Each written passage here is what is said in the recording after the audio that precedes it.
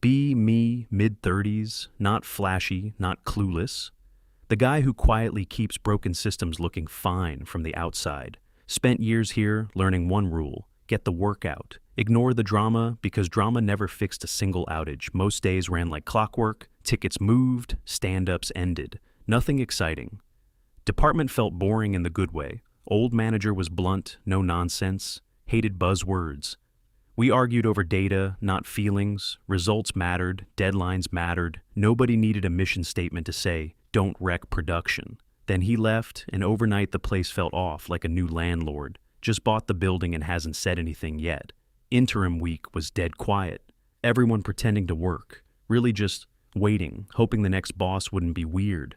Monday hits. New manager shows up early, already smiling like she practiced it.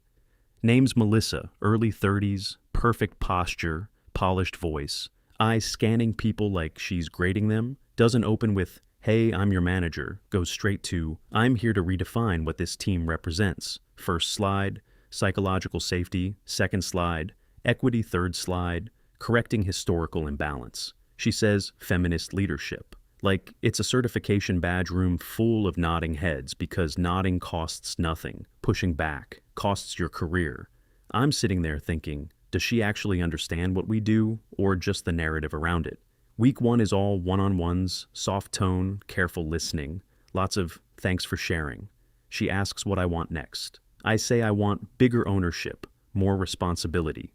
Stuff that fits my experience. She smiles, says, ownership matters, but we also need to make room for voices that haven't been heard. That "but" hits weird, like a polite warning wrapped in HR language. We talk feedback style. I tell her I keep it direct, clear, written when it matters.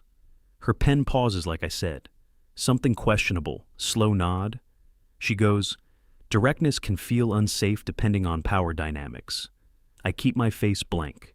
Week 2 shifts hard. Meetings stop being about actual work. Start being about how we exist together, new phrases everywhere, impact over intent. No one allowed to ask who defines impact. Another rule pops up. Questions can be a form of control. Sounds insane?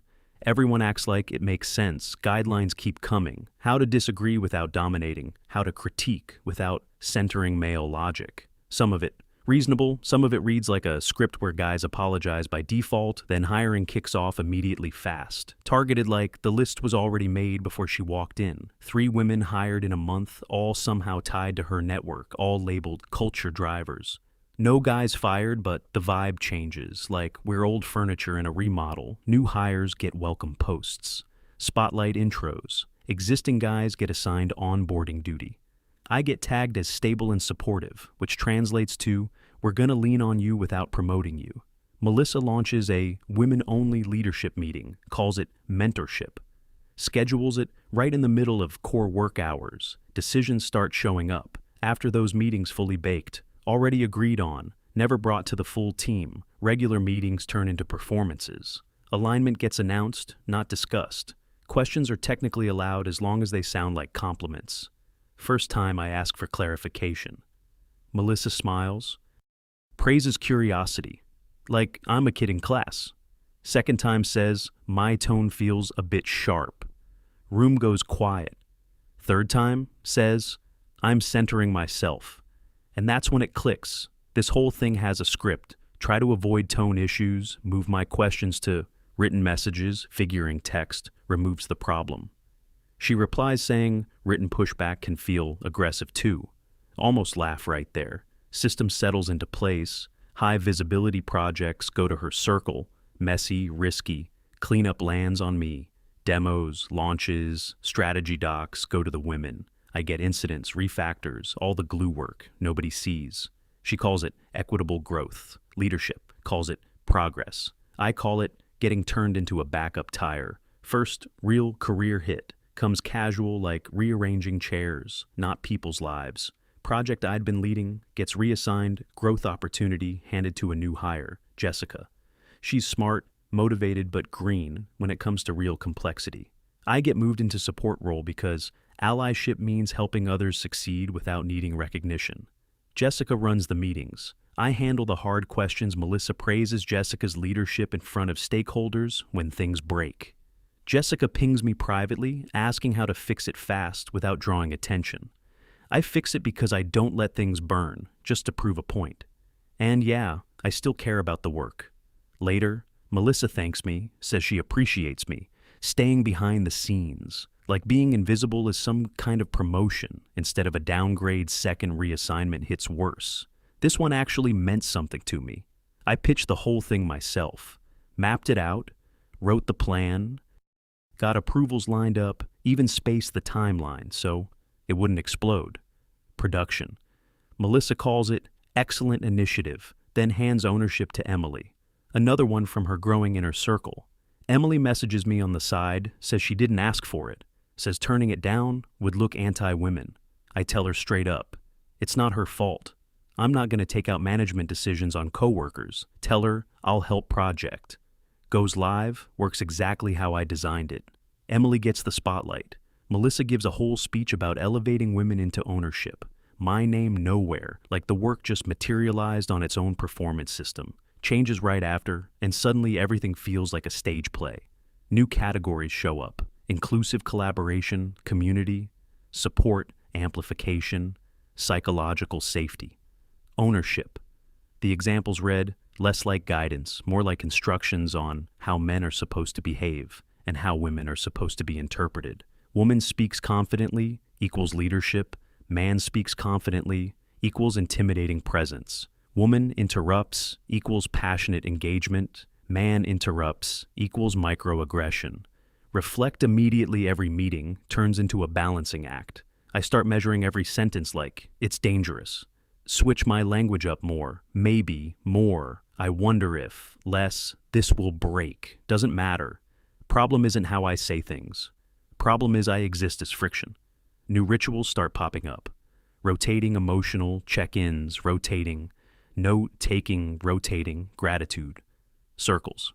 Funny part, note-taking keeps landing on the guys. Justified as correcting, invisible labor. Imbalance, dark kind of irony. Then comes allyship commitments, basically lunch sessions where men get taught about privilege, attendance, tracked, skip it, and it gets labeled resistance. I show up a few times, sit there, nod, stay quiet, tone is soft, almost too soft like it's friendly, but still suffocating. Melissa starts using examples, never names me, but it's clearly me. Some people prioritize efficiency over empathy. Women nod along, guys stare into their coffee cups, everyone pretending this is development, not behavior.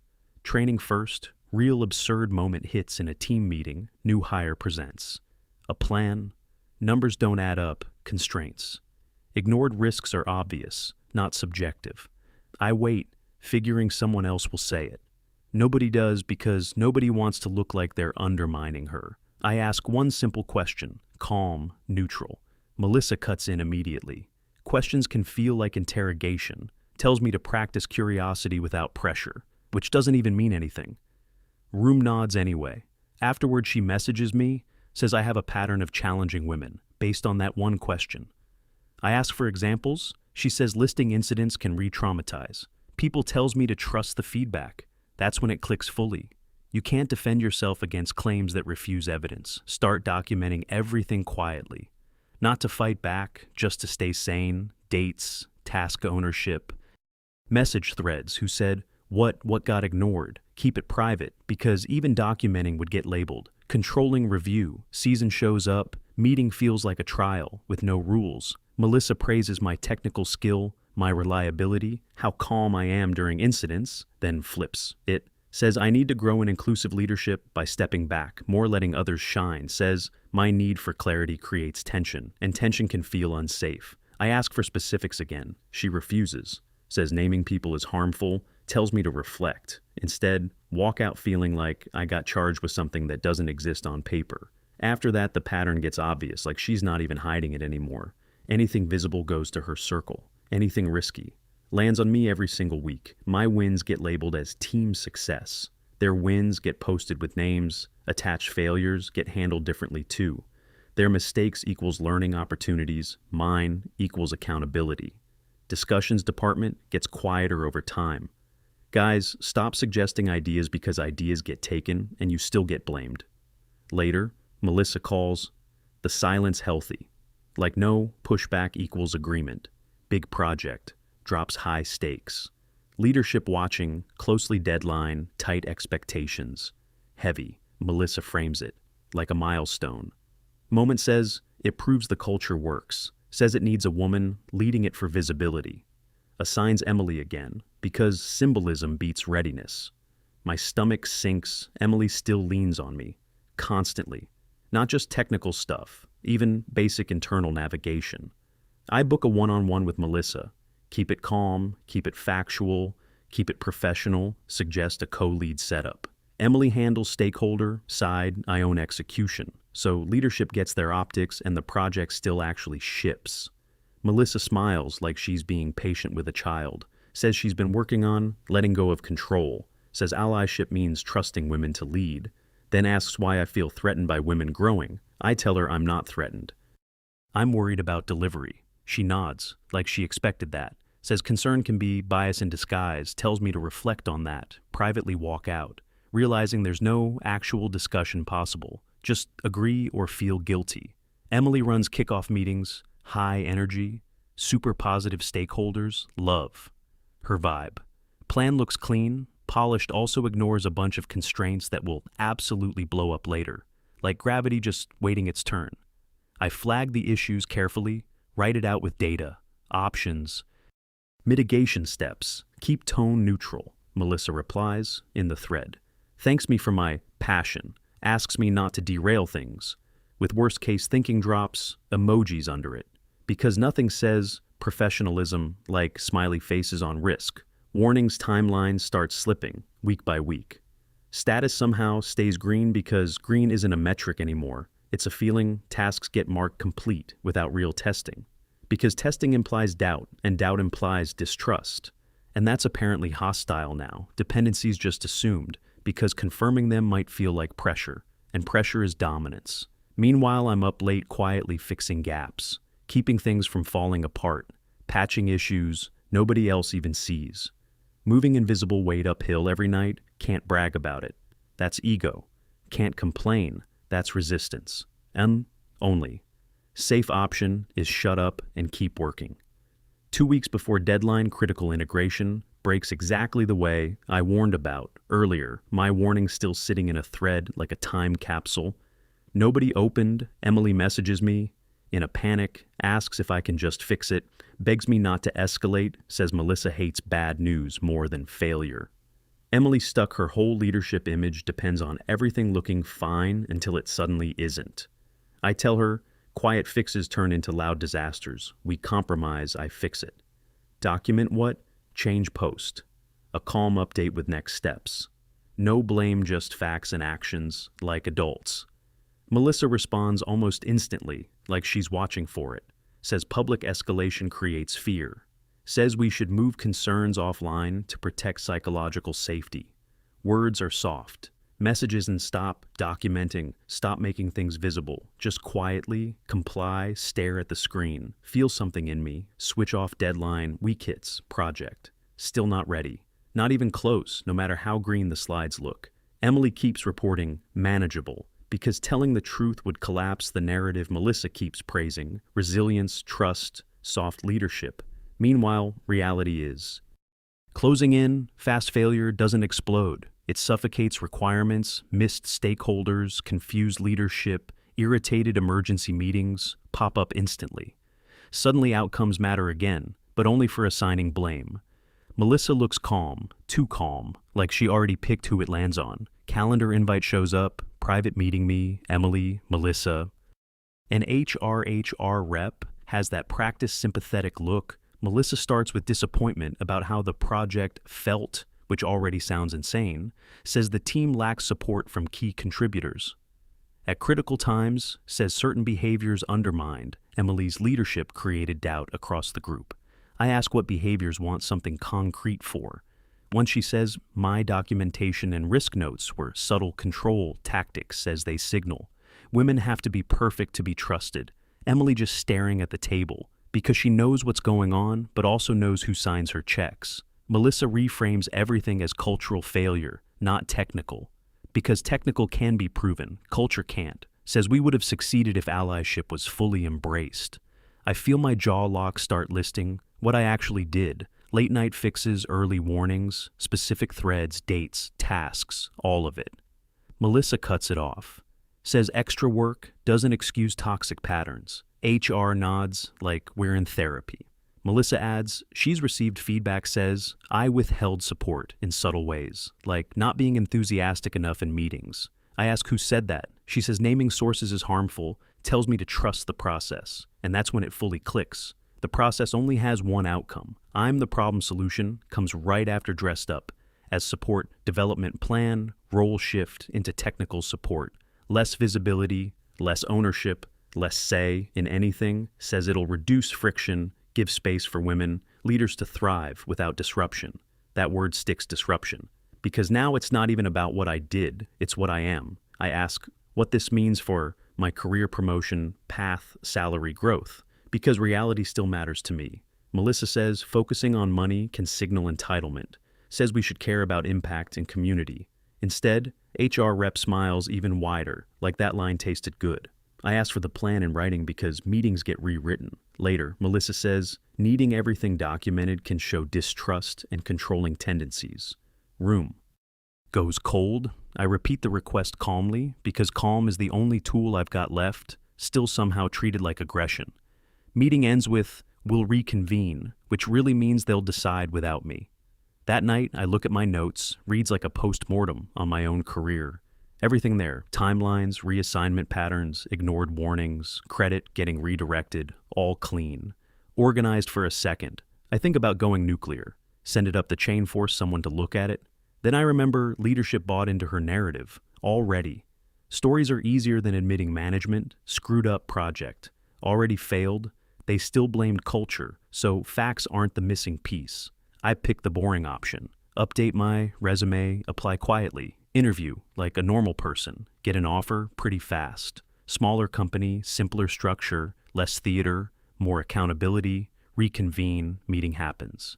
Same room, same HR. Smile, Melissa slides a document across, like she's doing me a favor. List of goals, practice humility, reduce controlling behaviors, amplify women's voices, accept coaching without defensiveness. New title is flatter. Smaller, basically invisible, fewer opportunities built into it.